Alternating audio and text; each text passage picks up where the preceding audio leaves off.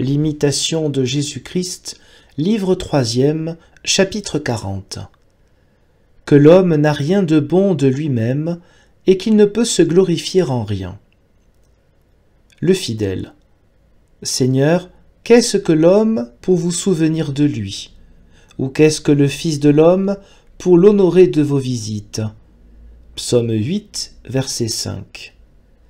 Quel mérite avez-vous trouvé dans l'homme pour vous engager à lui donner votre grâce? Seigneur, de quoi puis-je me plaindre si vous m'abandonnez? Ou que puis-je justement alléguer si vous ne faites pas ce que je demande? Certainement, je puis penser et dire avec vérité, Seigneur, je ne suis rien, je ne puis rien, je n'ai rien de bon de moi-même, mais je manque en tout. Et je tends toujours au néant. Et si vous ne m'assistez et ne m'animez au-dedans, je tombe entièrement dans la tiédeur et dans le désordre.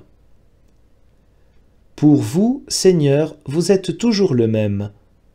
Psaume 101, 13 et 28. Vous demeurez éternellement tel que vous êtes, toujours bon, toujours juste, toujours saint, faisant tout avec bonté, avec justice et avec sainteté, et réglant tout avec sagesse. Mais moi qui ai plus de disposition à déchoir qu'à avancer, je ne demeure pas longtemps en un même état, parce que je suis sujet à changer 7 fois le jour. Cependant, quand il vous plaît de me tendre une main secourable, je me trouve bientôt beaucoup mieux, car vous pouvez seul, et sans le secours des hommes, m'assister et me fortifier de telle sorte que je ne prenne plus tant de différents visages, mais que mon cœur se tourne vers vous seul, et ne se repose qu'en vous.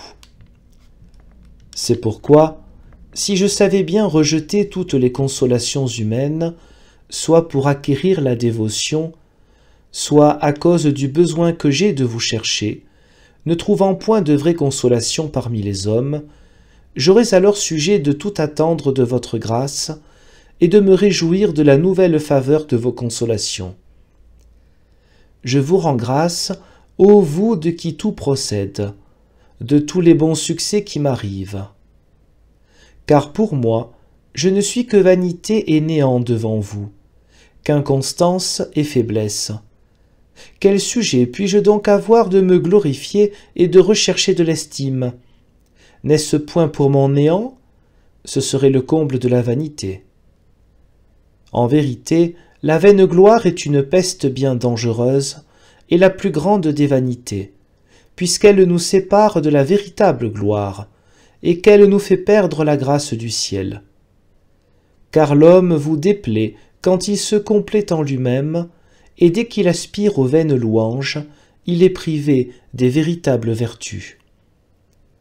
Mais se glorifier en vous, et nullement en soi, se réjouir en votre nom, et non dans sa propre vertu, et ne prendre plaisir aux créatures que pour vous, c'est là une véritable gloire et une joie sainte.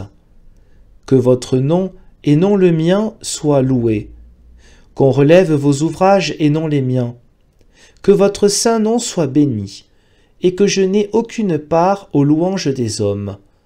Vous êtes ma gloire, vous êtes la joie de mon cœur. Je me glorifierai et je me réjouirai en vous pendant tout le jour. Quant à moi, je ne me glorifierai que de mes infirmités. 2 Corinthiens 12, 5. Que les Juifs cherchent la gloire que l'on se donne l'un à l'autre, pour moi, je chercherai celle qui ne vient que de Dieu seul. Jean 5, 44.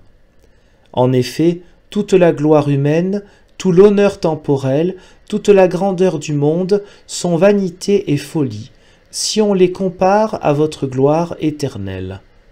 Ô mon Dieu, ma vérité et ma miséricorde, ô bienheureuse Trinité, à vous seul louange, honneur, vertu et gloire dans tous les siècles des siècles.